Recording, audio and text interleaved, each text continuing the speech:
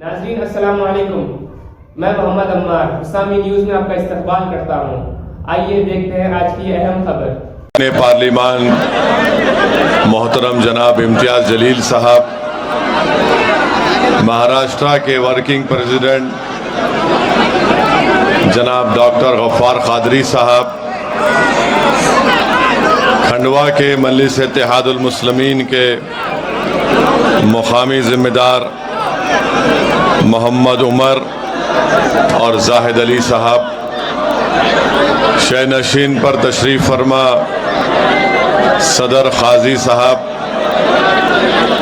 और मराठवाड़ा के मजलिस इत्तेहादुल मुस्लिमीन के ज़िम्मेदार जनाब फ़िरोज़ लाला साहब, मोअज़्ज़िज़ हाज़रीन इकराम, मेरी इज़्ज़तदार माँ और बहनों, मेरे गयूर नौजवान साथियों, मैं आप तमाम का दिल की गहराइयों से आज के इस इंतखाबी जलसे में आप तमाम की तशरीफ़ आवरी, आप तमाम की मौजूदगी का मैं शुक्रिया अदा करता हूँ कि आपने अपना कीमती वक्त निकाल कर आज के इस मजलिस इत्तेहादुल मुस्लिमीन के इंतखाबी जलसे में शिरकत की।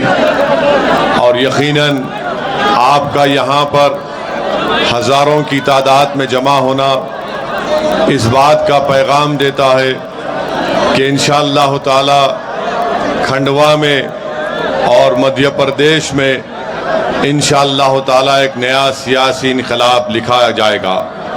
मेरे अजीज़ दोस्तों और बुज़ुर्गों, आप जानते हैं कि 6 जुलाई को बल्दिया के म्युनिसिपल इलेक्शन की हक़ रायदही का पोलिंग का दिन है और यहाँ पर मजलिस इत्तेहादुल मुस्लिमीन के 11 उम्मीदवार मैदान में है और साथ ही साथ मेयर की सीट पर भी मजलिस ने अपना उम्मीदवार उतारा है। आपको ये बताना ज़रूरी समझता हूँ कि मजलिस इत्तेहादुल मुस्लिमीन का इंतखाबी निशान पतंग का है और 6 जुलाई के दिन मेरी आप तमाम से अपील है, दरख्वास्त है कि आप मजलिस के हक़ में अपने वोट का इस्तेमाल करिए। और मजलिस इत्तेहादुल मुस्लिमीन का क़याम मध्य प्रदेश में इसलिए किया गया ताकि आप अपने हाथों से, अपनी दुआओं से, अपने वोटों से, अपनी मोहब्बतों से आप इस प्रदेश में, खंडवा में, बुरहानपुर में, भोपाल में, इन मुकामात पर, सेंधवा में आप मजलिस इत्तेहादुल मुस्लिमीन की और आपकी एक सियासी लीडरशिप को बनाइए। और मेरी इस बात को याद रखिए कि जब तक आप अपनी सियासी लीडरशिप को नहीं बनाएंगे, आप अपने मसाइल को हल नहीं करवा सकते। किसी कौम के लिए 50 साल एक लंबा अरसा होता है। आपने, हमारे बुजुर्गों ने 50 साल मुख्तलिफ सियासी पार्टियों का साथ दिया। हमने ज़्यादातर कांग्रेस का साथ दिया ये समझकर कि कांग्रेस हमारे मसाइल को हल करेगी।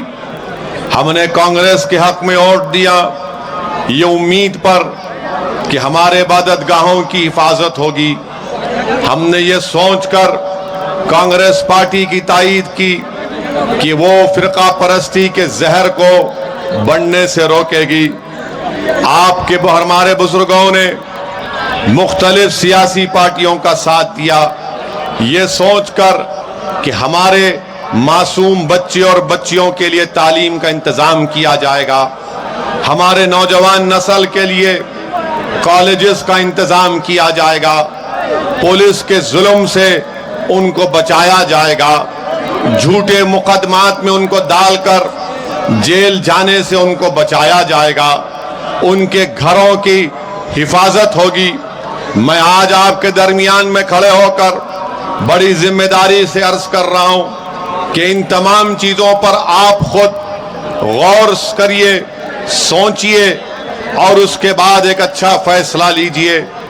जब आपने बीजेपी को रोकने के लिए कांग्रेस को वोट दिया, तब भी भाजपा कामयाब हो जाती है। मेरे अजीज दोस्तों और बुजुर्गों, मेरी इज्जतदार माँ और बहनों, मेरे गयूर नौजवान साथियों, असदुद्दीन ओवैसी आपके सामने खड़े होकर ये बात आपसे अर्ज करने आया है और आपको ये समझाने आया है कि याद रखिए मेरी इस बात को, आप में और मुझ में इतनी ताकत नहीं है कि हम किसी पार्टी को सत्ता में आने से रोक सकते हैं किसी प्रदेश में।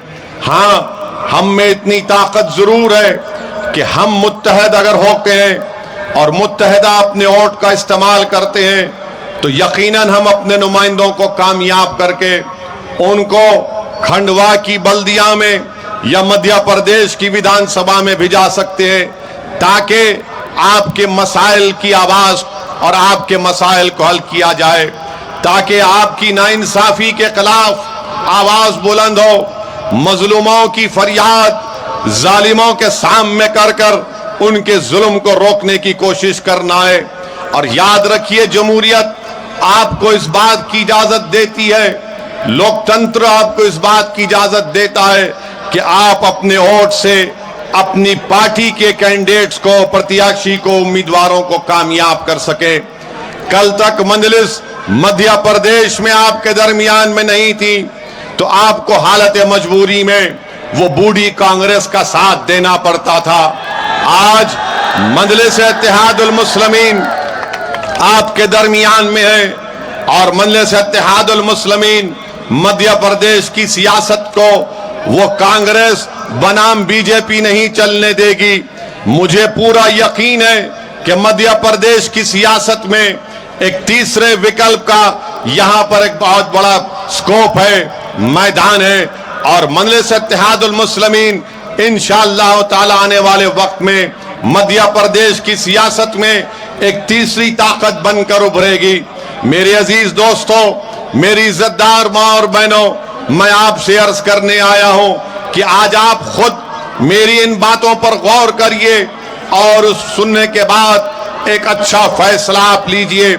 आप मुझसे बेहतर जानते हैं कि मध्य प्रदेश में आप पहली जमात से 12वीं जमात में कितने बच्चे स्कूल में जेर तालीम है, तो गवर्नमेंट के आदादो शुमार और डेटा ये बताता है कि 1,60,00,000 के करीब बच्चे और बच्चियां फर्स्ट क्लास से 12वीं जमात में एनरोल्ड हैं।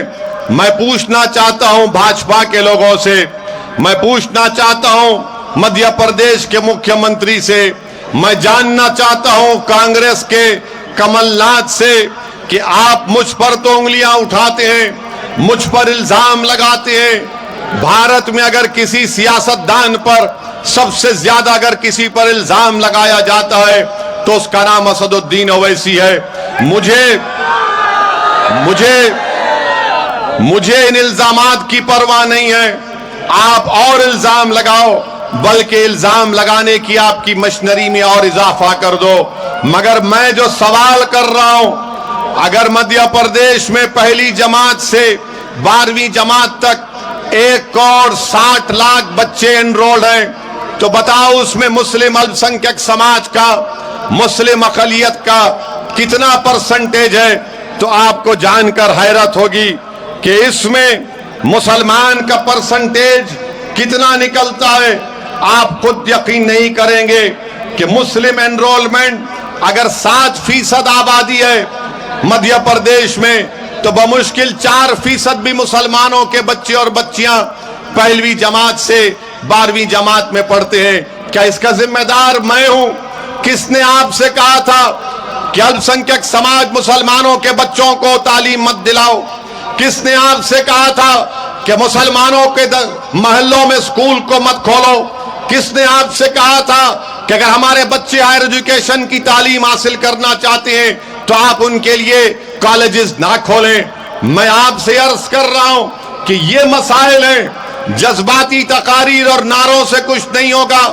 अगर आप ये चाहते हैं कि जमीन पर नाइंसाफी का खात्मा हो, तो नौजवानों मेरी इस बात को जहन नशीन कर लो कि इम्तियाज जलील, असदुद्दीन ओवैसी, फेरोज लाला और डॉक्टर गफ्फार कादरी मध्य प्रदेश को अपनी मकबूलियत में इजाफा करने के लिए नहीं आए हैं। अगर हम यहां पर आए हैं नौजवानों, तुम्हारे मुस्तकबिल की लड़ाई लड़ने के लिए आए हैं, तुम्हारा हक दिलाने के लिए हम आए हैं। और हम ये चाहते हैं कि मध्य प्रदेश की सियासत में आपको अपना हिस्सा मिले। मजलिस की लड़ाई हिस्सेदारी की लड़ाई है, और जब तक अल्पसंख्यक समाज को, दलितों को सियासत में उनका हिस्सा नहीं मिलेगा, हम लड़ते रहेंगे, एहतजाज करते रहेंगे और आवाम के दरमियान में आते रहेंगे। मेरे अजीज दोस्तों और बुजुर्गों, फिर मध्य प्रदेश में अपर प्राइमरी में आप देख लीजिए कितने मुसलमान हैं। 4% हमारे बच्चे और बच्चियां एनरोल्ड हैं अपर प्राइमरी में। सेकेंडरी लेवल पर सिर्फ 3.7 है, हायर एंड सेकेंडरी लेवल पर 3.44 है। और अगर आप हायर एजुकेशन में चले जाएंगे तो पूरे मध्य प्रदेश में 21,80,000 के करीब बच्चे तालीम हासिल करते। 21,80,000 हायर एजुकेशन में, डिप्लोमा, डिग्री, पोस्ट ग्रेजुएशन और पीएचडी। बताओ मुसलमानों का कितना तनासुब है? सिर्फ 44,290 है। कौन जिम्मेदार है इसका? आप कहते हैं कि मुसलमान जज्बाती हैं, जो मुसलमानों से नफरत करते हैं कि मुसलमान गरीब है, पढ़ता नहीं है। अरे अगर मैं गरीब हूं इसलिए गरीब हूं कि तुमने मुझे मेरा गरीबी मेरा मुकद्दर बनाकर रख दिया। अगर मैं गरीब हूं और मेरे बच्चे और बच्चियां नहीं पढ़ते, इसलिए नहीं पढ़ते कि तुम हमारी औलाद को पढ़ाना नहीं चाहते, तुम उनकी तरक्की के दुश्मन हो। तुम बर्दाश्त नहीं कर सकते कि मुसलमान का बच्चा डॉक्टर, इंजीनियर और आईपीएस और आईएएस ऑफिसर बन जाए। तुम उसको वही टायर का पंक्चर बनाकर देखना चाहते हो। असदुद्दीन ओवैसी ये पैगाम देने आया है कि टायर का पंक्चर अगर बाप बनाएगा तो बेटा गाड़ी खरीद कर गाड़ी चलाएगा इंशाअल्लाह ताला। ये हमारा हौसला है, ये हमारा ख्वाब है। और जब हम ये बात को बयान करते हैं तो मुझ पर इल्जाम लगा दिया जाता है कि असदुद्दीन ओवैसी और मजलिस इत्तेहादुल मुस्लिमीन भड़काऊ भाषण दे रही है। मैं भड़काऊ भाषण नहीं देता हूं, मैं आवाम के दरमियान में आकर आवाम के दिलों में जो जज्बात है उसको अपनी जबान से बयान करता हूं। अगर कोई सोया हुआ है तो मैं उसको जगाता हूं, अगर किसी को अपना हक नहीं मालूम तो उसके हक की बात करता हूं। मेरा काम शऊर को बेदार करना है, मेरा काम नौजवानों को खड़ा कर देना है और उनसे कहना है कि तुम भारत में मध्य प्रदेश में दूसरे दर्जे के शहरी नहीं हो, तुम अव्वल दर्जे के शहरी हो। अगर तुम्हारा घर गिरता है तो तुम्हारे घर के एक एक ईंट की कीमत होनी चाहिए। मेरे अजीज दोस्तों, बुजुर्गों, मेरे इज्जतदार नौजवान साथियों, मेरी इज्जतदार माँ और बहनों, ये बल्दिया का चुनाव आपके लिए एक बेहतरीन मौका आपको फराहम करता है कि आप अपनी ज़मीनी सतह से अपनी लीडरशिप को बनाएं। और याद रखिए, जब तक आप अपनी लीडरशिप को नहीं बनाएंगे हम अपने मसाइल को हल नहीं करवा सकते। हम बरसों से सिर्फ वोट डालने वाले बन गए, हम वोट लेना नहीं सीखे। आज मजलिस इत्तेहादुल मुस्लिमीन के 11 उम्मीदवार आपके दरमियान में है और मेयर के उम्मीदवार भी हैं। मेरी आपसे गुजारिश है कि आप पतंग के निशान पर बटन दबाकर खंडवा में अपनी एक सियासी लीडरशिप को पैदा करिए। मैं आपके सामने ये भी अर्ज कर रहा हूं कि मेरे पास कोई जादू की छड़ी नहीं है, मगर मैं आपसे अर्ज ये कर रहा हूं, बताओ आपकी आवाज कौन है मध्य प्रदेश में? आपकी सियासी आवाज कौन सी है मध्य प्रदेश में? कौन है जो आपकी तकालीफ को, आपके जुल्म और नाइंसाफी के खिलाफ आवाज बुलंद कर सके? अगर आप ये चाहते हैं कि आपकी आवाज को कोई बुलंद करे तो 6 जुलाई के दिन आप अपना एक अकाउंट मजलिस के हक में इस्तेमाल करिए। ये मत कहिए कि असदुद्दीन ओवैसी और इम्तियाज जलील हमारी आवाज है। इम्तियाज जलील और असदुद्दीन ओवैसी नाकाफी हैं एक मजलूम लोगों के लिए, बल्कि हमारी नेक ख्वाहिश ये है, हमारा ख्वाब ये है कि 1 2 नहीं बल्कि सौों की तादाद में इंशाअल्लाह ताला इस मुल्क में असदुद्दीन ओवैसी और इम्तियाज जलील से ज्यादा नेक और काबिल लोग मजलूम कौम की रहनुमाई करने के लिए आगे बढ़े। मेरे अजीज दोस्तों और बुजुर्गों, ये आपके मसाइल हैं। आप जानते हैं कि आपके खंडवा में पीने का पानी दस्तयाब नहीं है। हम पूछना चाहते हैं भाजपा के मुख्यमंत्री से कि आप इतने बरस से इस प्रदेश के मुख्यमंत्री हैं, आपने खंडवा में पीने का पानी का मसला क्यों हल नहीं किया? और नरेंद्र मोदी पूरा ये दावा करते हैं कि हमने, भारत के प्रधानमंत्री कहते हैं कि हमने नल जल का इंतजाम कर दिया। देश के प्रधानमंत्री खंडवा में ना नल है ना जल है, पानी मिलता ही नहीं है। यहां पर क्या आपको पानी मिलता है? क्या भाजपा ने पानी पिलाया आपको? जब पानी नहीं पिला सके तो वोट किसको देंगे आप? ये बरसों से यहां पर 20 साल से भाजपा के विधायक हैं, 20 साल से भाजपा का मेयर है, यहां से एमपी उनका मुंतखब हो जाता है।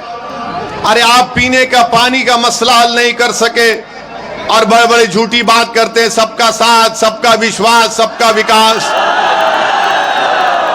मेरे अजीज दोस्तों और बुजुर्गों, डेवलपमेंट कहां है? ना रोड है, ना ड्रेनेज का इंतजाम है, ना स्ट्रीट की लाइट है, रोडों पर अंधेरा है, रोड पर गंदगी है। मगर इसके बावजूद भी बीजेपी का वोटर कहेगा कि नहीं, मैं मोदी को वोट दूंगा। हम उनसे पूछना चाहते हैं कि तुम्हारे घर के सामने लाइट नहीं है, पानी नहीं है, ड्रेनेज का मौसर इंतजाम नहीं है, मगर आप भाजपा को कैसे वोट देंगे? तो बोलेंगे नहीं, ओवैसी को रोकना है इसलिए मोदी को वोट देंगे। आप बताइए कि पीने का पानी नहीं है मगर ओवैसी को मुद्दा बनाते हैं इलेक्शन में। अरे पीने का पानी मुद्दा है, स्ट्रीट लाइट मुद्दा है, ड्रेनेज लाइन मुद्दा है। और फिर यहां पर 8 महीने पहले एक कम्युनल राइट हुआ, फसाद हुआ और हमको बताया गया कि 7 घरों को डिमोलिश कर दिया गया। मैं भाजपा के और इस प्रदेश के मुख्यमंत्री से जानना चाहता हूं, कौन से कानून के तहत आपने घर को तोड़ा? कौन से कानून के तहत आपने सेंधवा में घरों को तोड़ा, खरगोन में घरों को तोड़ा? तो बोलेंगे नहीं नहीं, अवैध निर्माण इल्लीगल बनाया गया।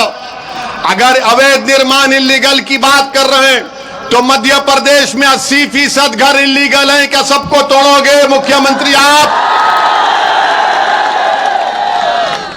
मगर आप एक मुस्लिम समाज को, मुस्लिम समुदाय को भाजपा उनको उनकी इज्जत से महरूम करना चाहती है, जिसको अंग्रेजी में कहते हैं कलेक्टिव पनिशमेंट, इज्तिमाई सजा देना चाहती है।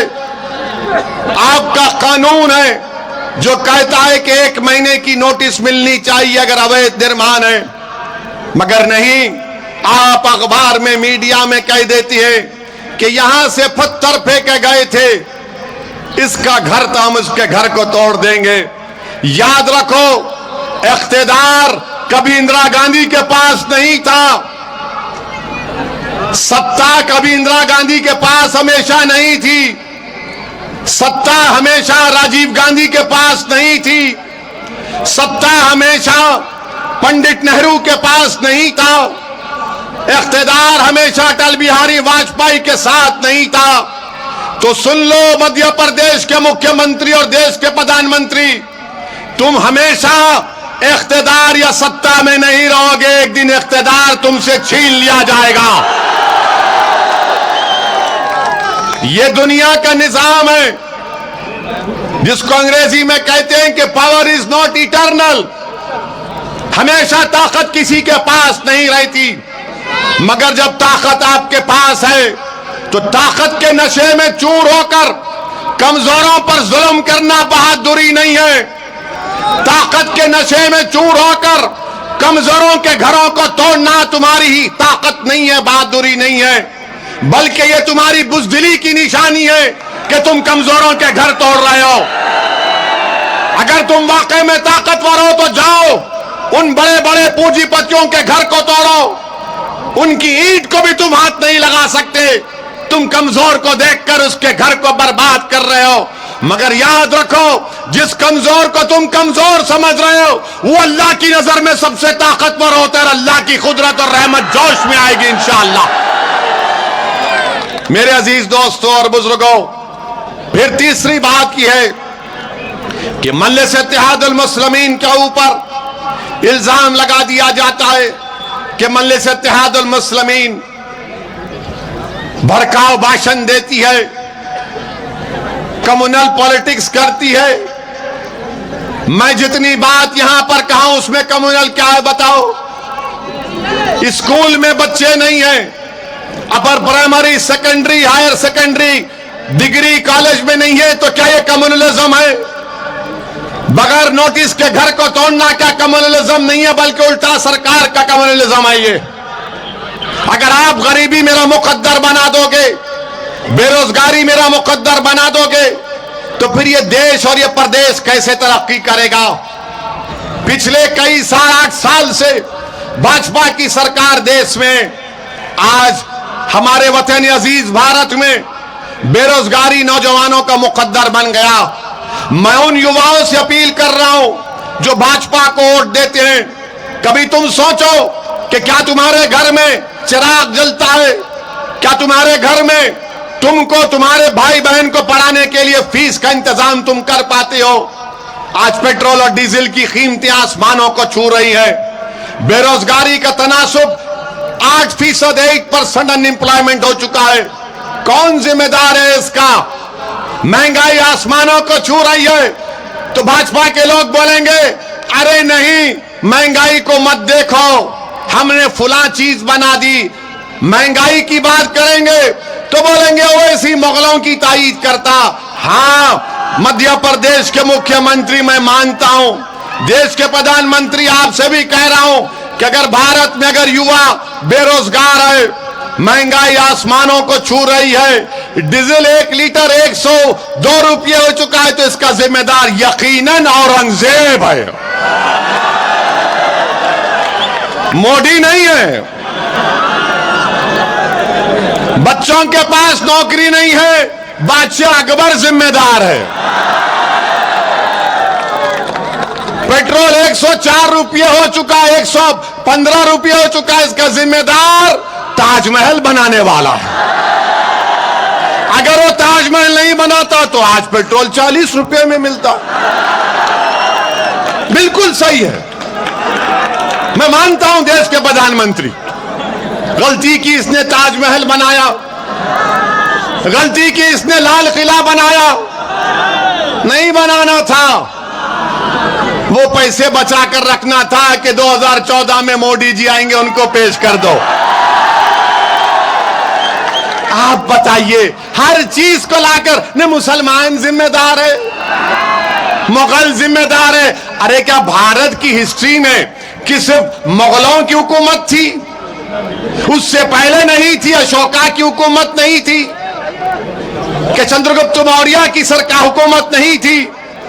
कई कई सरकारें थी, मगर बीजेपी की आंखों में सिर्फ मुगल दिखता है। एक आंख में मुगल, दूसरी आंख में पाकिस्तान। ना हम मुगलों के जानशीने, ना हमको पाकिस्तान से कुछ मतलब है, मगर इनको सब चीज नजर आती। जिन्ना जिन्ना, अरे जिन्ना से हमको क्या करना है?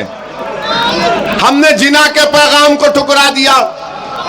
आजादी के 75 साल का जश्न हम 15 अगस्त को मनाने जा रहे हैं, तो भारत में जितने 20 करोड़ मुसलमान हैं वो इस बात की गवाही दे रहे हैं कि उनके दादा और परदादा ने पाकिस्तान के पैगाम को ठुकराया था और भारत को अपना वतन अजीज माना था।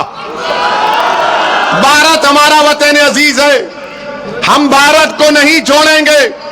तुम लाख नारे लगा दो, छोड़ के जा, छोड़ के जा। छोड़ना तो दूर की बात, हम जिंदा भी रहेंगे तो इस जमीन पर सीना तान के रहेंगे और मरेंगे भी अल्लाह के हुक्म से तो हमारी चेहरों पर मुस्कुराहट होगी और इस जमीन के अंदर हम जाएंगे इंशाअल्लाह ताला। तो मेरे अजीज दोस्तों और बुजुर्गों, ये मसाइल हैं, इस मसाइल के खिलाफ आपको आवाज उठाना है। अब कोई यहां पर कांग्रेस और भाजपा के लोग बोलेंगे कि अगर मजलिस के इंशाअल्लाह 11 के 11 जीत जाते हैं तो क्या होगा, बोलेंगे क्या होता है। तो इनको जवाब दो आप, और आपको पैगाम दे रहा हूं कि जब भारत की पार्लियामेंट में 542 मेंबर्स हैं और उन मेंबर्स में सिर्फ 2 आपके नुमाइंदे हैं, एक का नाम सैयद इम्तियाज जलील और दूसरे दीवाने का नाम असदुद्दीन ओवैसी, और जब हम दोनों में से कोई एक खड़े हो जाता है गरीबों की इंसाफ के लिए, मजलूमों के जुल्म को रोकने की बात हम करते हैं, ट्रिपल तलाक के गलत कानून के खिलाफ अगर किसी ने आवाज उठाई, दिल्ली दंगों के खिलाफ अगर किसी ने आवाज उठाई, अगर कहीं पर कुछ होता है दलितों पर, आदिवासियों पर, अल्पसंख्यक समाज पर, तो आप YouTube में जाकर देखिए, 5 मिनट की तकरीर का मौका हमको मिलता है। अल्लाह के फजलो करम से 5 मिनट में मजलिस के ये नुमाइंदे भारत की लोकसभा की ईंट से ईंट हिलाकर रख देते हैं और आपके हक की बात करते हैं। तो ये मिजाज आपको पैदा करना है, डरने और घबराने की जरूरत नहीं है। याद रखो, डरना है तो ना असदुद्दीन ओवैसी से डरना, ना शिवराज मुख्यमंत्री से डरना, ना होम मिनिस्टर मिश्रा से डरना, ना मोदी से डरना। अगर डरना है तो किससे डरोगे? जिसने जमीन और आसमान को बनाया है, उससे डरो और अपने हिम्मत और हौसले को बुलंद रखो। जब तुम डर अपने दिलों से निकाल दोगे और अल्लाह का खौफ अपने दिल में पैदा करोगे तो तब कामयाबी तुम्हारे कदमों को चूमेगी। मैं तुमसे वादा कर रहा हूं कि यह भारत का लोकतंत्र है और आप और हम मिलकर एक ऐसी सियासत कर रहे हैं। मजलिस पिछले 55 साल से अमली सियासत में भारत के संविधान को मजबूत करना है। भारत के संविधान में जो हुकूक और राइट्स, फंडामेंटल राइट्स हमको दिए गए, उसको हासिल करने की लड़ाई मजलिस कर रही है। नौजवानों, याद रखो, वायलेंस हमारा रास्ता नहीं है, तशद्दुद हमारा रास्ता नहीं है, बल्कि सियासी ताकत को हासिल करना, वोट डालना, अपनी पार्टी के हक में वोट डालना, अपनी सियासी लीडरशिप को बनाना, अपनी आवाज को बनाना। नौजवानों, तुम वहां खड़े हो, आज वो दिन दूर नहीं है कि जब तुम खंडवा में मजलिस को मजबूत करोगे तो तुम इस डाइस से, इसी हजारों की तादाद के मजमे से तुम खिताब करोगे। मेरी ख्वाहिश यही है कि मुझसे ज्यादा नेक और काबिल रखने वाले लोग मिल्लत मजलूमा की क़ियादत कर सके। नौजवानों, ये लड़ाई आपकी हम लड़ रहे हैं। मेरे बुजुर्गों, आप और हमने तकालीफ उठाई है, अब इन नौजवानों को हमको तकालीफ नहीं उठाना है। मैं हमारी मां और बहनों से अपील कर रहा हूं, मेरी मां और बहनों, तुमने रात में रातों गुजार दी करवटें ले लेकर कि मेरे बच्चे और मेरी बच्ची का क्या होगा। आज ओवैसी तुमसे कह रहा है, तुम एक मर्तबा मध्य प्रदेश में मजलिस इत्तेहादुल मुस्लिमीन को वोट डालो, मजबूत करो। मैं आपसे वादा कर रहा हूं मेरी मां और बहनों, आपकी करवटें कम हो जाएंगी, आपको रात में इत्मीनान की नींद आएगी, इसलिए कि कल कोई होगा यहां पर जो आपकी आवाज उठाएगा, जो नाइंसाफी के खिलाफ आवाज को बुलंद करेगा, जो जाकर आपकी तकालीफ और आपके मसाइल का हल तलाश करेगा। मेरे अजीज दोस्तों और बुजुर्गों, फिर हम ये भी देखते हैं कि मजलिस इत्तेहादुल मुस्लिमीन पर एक इल्जाम लगता है, कांग्रेस पार्टी की तरफ से इल्जाम लगता है कि मजलिस जहां पर इलेक्शन लड़ती है वहां पर बीजेपी जीत जाती है। ये बोलते हैं ना कांग्रेसी कि जहां मजलिस चल लड़ती वहां पर बीजेपी जीत जाती है, बोलते हैं। आप उनसे पूछिए मध्य प्रदेश में, रुक जाइए भाई, ओ भाई मीडिया वाले रुक जाइए, मैं नहीं बात करूंगा, गड़बड़ करेंगे आप। मध्य प्रदेश में एमपी का इलेक्शन हुआ, पार्लियामेंट का। यहां पर कांग्रेस क्यों हारी? मेरी वजह से हारी।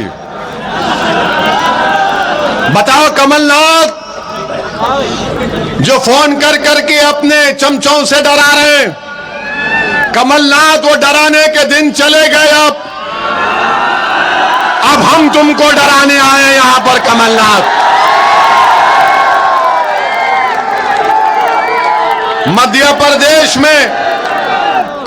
मध्य प्रदेश में भाजपा जीत गई। एमपी के इलेक्शन में ज्यादा सीट उनको आ गए। शायद कमलनाथ का बेटा जीता ना, एक जीता शायद, बेटे को जिता दिए, पार्टी को हरा दिए। कमलनाथ तुमने बेटे को जिताया, पार्टी को हराया और जिम्मेदार ओवैसी नहीं। कमलनाथ तुम मिले हुए हो मोदी से। जब बेटा जीत सकता तो तुम्हारी पार्टी का नुमाइंदा क्यों नहीं जीता? अच्छा, तो मेरे अजीज दोस्तों और बुजुर्गों, तो इसलिए कमलनाथ साहब को भूल जाइए, अब इनसे नहीं होने वाला है, नहीं होता इनसे। मुख्यमंत्री बने 20 कांग्रेस के एमएलए मोदी के गोद में बैठकर चाय पी रहे हैं। मैं जिम्मेदार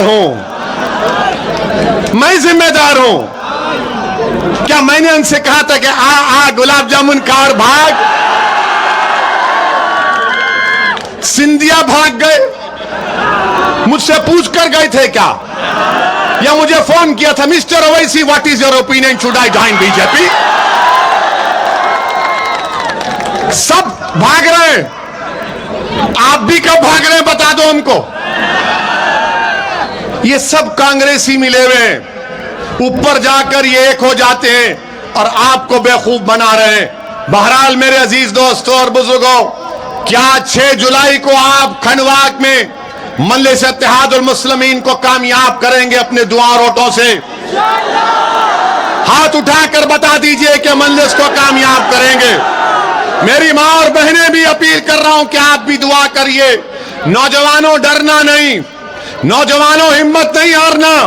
याद रखो नौजवानों, अगर तुम डर जाओगे तो तुम मुस्तकबिल हो, तुम अपने घर की दीवार हो। अगर घर की दीवार गिर जाएगी तो दुनिया रास्ता बना लेती है घर में। नौजवानों मुत्तहिद हो जाओ, एक शीशा पिलाई हुई दीवार की तरह खड़े हो जाओ और तारीख में तुम्हारा नाम लिखा जाएगा। जब 60-70 साल के बाद तारीख लिखी जाएगी तो मौर्रिख लिखेगा, हिस्टोरियन लिखेगा कि खंडवा के नौजवानों ने मजलिस का परचम थामा और दूसरे हाथ में भारत का तिरंगा थामा और मजलिस इत्तेहादुल मुस्लिमीन को कामयाब किया। मेरी बुजुर्गों से अपील है, मेरी मां और बहनों से अपील है कि मजलिस के कामयाब करिए। मैं पहली मर्तबा खंडवा को आया हूं। सुन लो भाजपा वालों, सुन लो आरएसएस वालों और सुन लो कांग्रेस वालों, ये आखिरी मर्तबा नहीं होगा। मैं बार बार आऊंगा, मैं बार बार आऊंगा, इनको तंग करता रहूंगा और आपके हक की लड़ाई लड़ता रहूंगा। आप सिर्फ मजलिस का साथ दीजिए। अस्सलाम वालेकुम व रहमतुल्लाहि व बरकातहू। नारे तकबीर, नारे तकबीर। अस्सलाम वालेकुम व रहमतुल्लाह। आपके नौनिहालों की तालीम और तरबियत के लिए हुसामिया नौनिहाल हाई स्कूल हजरत मौलाना नईमुद्दीन हुसामी की निगरानी में चलाए जाने वाला Husamia Naunihal high school recognized by the government, तजुर्बेकार माहिर असातिज़ा की निगरानी में तालीम, इंग्लिश मीडियम के साथ असरी और दीनी तालीम, जूनियर और सीनियर कंप्यूटर लैब, छुपी सलाहियतों को उभारने के लिए indoor game, seminar, Islamic quiz, सीरतुन नबी जलसे, ड्राइंग, पेंटिंग के अलावा एक्सकर्शन, पीटी वगैरह का एहतमाम। दाखिलों का आगाज हो चुका है। मुलाकात करें correspondent Mohammed Zaimuddin Husami, Husamia Naunihal high school, Yakutpura, Hyderabad.